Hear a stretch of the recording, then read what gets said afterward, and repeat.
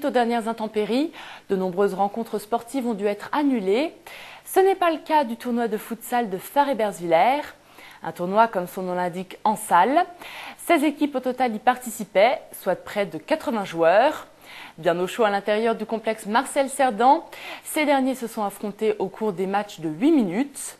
Quelques jeunes prodiges de la région étaient également présents. Sur place, Diane Lemoisson. Quel meilleur sport pour rassembler et faire passer un bon moment aux jeunes que le football. Et quand dehors il neige, on se retrouve sur un terrain couvert et ça donne le futsal. 80 joueurs se sont retrouvés pour ce tournoi organisé par l'association Unité Birlic.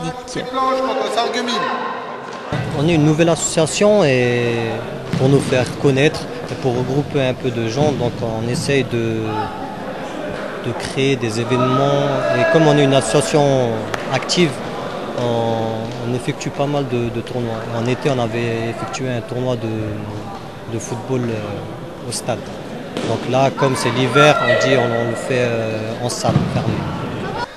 Si une équipe de Nancy initialement prévue n'a pas pu venir, la faute au temps, ce tournoi rassemble quand même une belle brochette de joueurs de la cité, mais aussi des environs comme Sarreguemines Beach ou Putelange.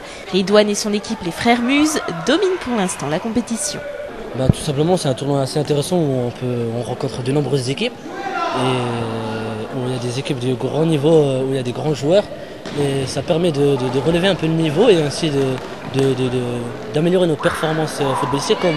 Comme on a une équipe où il y en a beaucoup qui jouent au foot dans des grands clubs, comme mon ami Ahmed Marzouk qui joue à Forbach, donc ça nous permet de garder un peu la forme, comme on a des matchs très importants, par exemple contre Lille bientôt.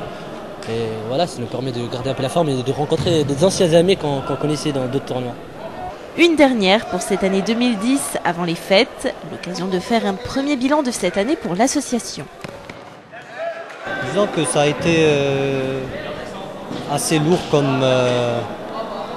comme planning, disons, parce qu'à peu près chaque mois, on a effectué des activités et on va essayer de remettre tout ça pour 2011.